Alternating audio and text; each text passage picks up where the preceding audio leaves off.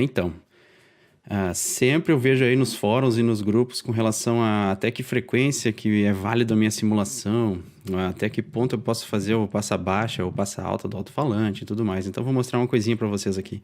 Entrando no site aqui da Feine, que é um fabricante lá da Inglaterra, né, muito renomado, tem uma coisa.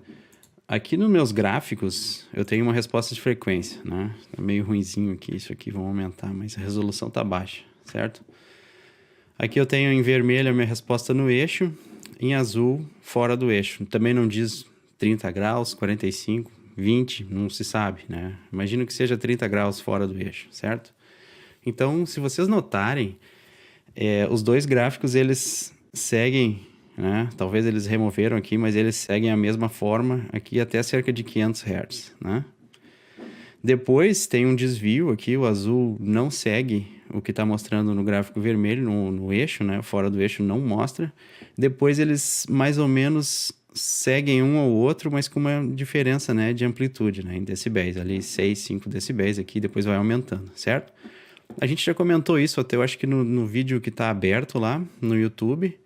Eu mostrei para vocês como é que funciona a radiação do Twitter, né? Se vocês quiserem dar uma olhadinha lá depois, vocês vão entender melhor, para quem não entendeu ainda. Mas aqui, esse efeito aqui, essa diminuição de SPL, ocorre porque a gente está com o microfone fora do eixo, né? Então tem um cancelamento, né, da pressão sonora gerada pelas diferentes partes do cone, porque o alto-falante ele tem um tamanho, né? Ele não é um tweeter, um ponto pequenininho, em que a diferença de todos os pontos do alto-falante é pequena. Agora eu tenho um alto-falante fora do eixo, né? Se vocês estão aí, se o meu alto-falante tiver assim, pressão sonora irradiada por essa parte aqui do cone, vai somar no microfone diferente dessa parte que está saindo aqui, que está mais perto. Então vai ter um cancelamento.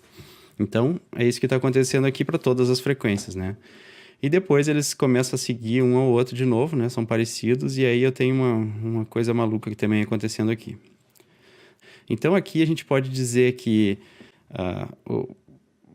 né, com algumas ressalvas, o comportamento é de se esperar, né? Aqui não, porque nós temos uma pressão sonora muito parecida, né? Nessa região aqui, abaixo de entre 5 e 10K, né? Em teoria não era para ser parecida. Ou seja, aqui eu posso dizer que tem um break-up do cone acontecendo, que é quando o cone não acelera da mesma forma que a bobina está acelerando, né?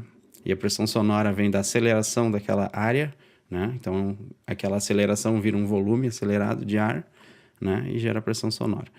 Então, aqui, nessa parte aqui, talvez a mais importante, olha o que está acontecendo aqui. A parte azul não segue o que tá mostrando na parte vermelha, né? E depois volta a ter o mesmo nível de pressão sonora. Então, eu já posso dizer que isso aqui não é relacionado com o ângulo, né, de medição, né? Não é o cancelamento por causa do ângulo. Isso aqui tem outra coisa. Eu sei que isso aqui é por causa da suspensão, né? É a primeira coisa que acontece num falante desses aqui. Mas a gente pode saber que esse comportamento aqui não é normal, ou seja, não é linear, né? A bobina está trabalhando diferentemente da suspensão, no caso, né? Ou de qualquer outra parte do cone que está gerando esse probleminha aqui na minha resposta somada lá no microfone. Então, o que eu posso dizer? Que abaixo dessa frequência aqui, tá tudo legal com esse alto-falante. Em tese, ele está linear, né? Apesar dele estar, a resposta ter todos esses efeitos aqui, esses picos e vales, eu posso dizer que se eu diminuir o volume, ela vai ser muito parecida. Se eu aumentar o volume, né, a tensão atirada, a tensão aplicada no alto-falante vai ser também muito parecida. Agora, aqui para adiante, eu não posso garantir nada, né? Um componente pode vibrar de alguma outra forma, não se sabe. Veja bem, 500 Hz, né, pessoal? Ou seja, se você está muito preocupado com fidelidade, com esse alto-falante aqui eu não reproduziria nada acima de 500 Hz. E é só um 10 polegadas. E se vocês notarem, isso aí ocorre em todos os alto-falantes. Não interessa o material, o tipo de cone, o formato, né? Ou a qualidade, ou a marca. Isso aí é o que acontece com os alto-falantes, em geral. Então, 500 Hz, né, pessoal? Vamos ver isso aqui. Vamos voltar aqui, ó. Vamos lá nas minhas especificações. Vamos ver aqui a área do meu cone, né? 363,5 centímetros quadrados. Se eu entrar lá no Desmos, que a gente já falou no outro vídeo, e eu tenho aquele 363,5 centímetros quadrados, aquilo é a área, né? Então a área é π vezes r ao quadrado, né? Então quer dizer que se eu pegar isso aqui e eu dividir por π, eu tenho 115, né? E se eu dividir aquilo ali, se eu tirar a raiz daquele 115, eu posso fazer assim, raiz do answer, né? Que é a resposta. Então eu tenho o meu raio. O meu raio é 10,75 centímetros, esse meu alto-falante de 10, né? Então agora, se eu quiser saber a circunferência, eu posso pegar aquela resposta ali, né?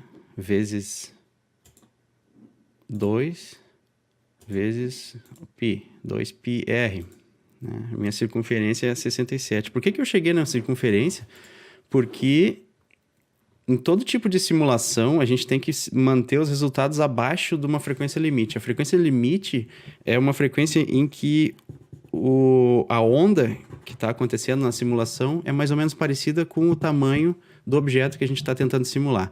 No caso, por exemplo, de uma trilha de circuito impresso, né? Uma placa, o pessoal evita aplicar uma frequência maior do que o comprimento daquela onda que vai estar percorrendo aquela trilha ali. Por exemplo, num projeto de processador, né? As frequências são altíssimas perto lá do processador e aquele taxa de transferência de dados ali, de ativação daqueles circuitos, é muito rápida. Então, as trilhas têm que ser muito pequenas. Elas não podem ter mais do que uma fração de um comprimento de onda naquela trilha lá. E para nós aplica a mesma coisa, né? Só que como nós estamos falando de velocidade do som no ar de propagação alta, baixa, muito mais baixa do que uma velocidade da onda eletromagnética numa trilha, né? As dimensões são maiores, né? Mas ainda assim o conceito se aplica. Então vamos lá. Vou voltar para o nosso cálculo aqui, 67 centímetros, né? Então se eu pegar a minha velocidade da propagação do som e dividir por esses 0,67 metros, a gente tem 511 Hz, né? Então eu já posso dizer, eu posso saber também que acima dos 500 Hz ali, eu já tenho é um bom número assim para a gente se basear, entendeu? Aí tu pode multiplicar por 2 e ir até 1000, vamos dizer, nesse alto-falante aqui, e depois a gente começa a ter aqueles probleminhas ali, aquelas sujeiras e efeitos acústicos, né?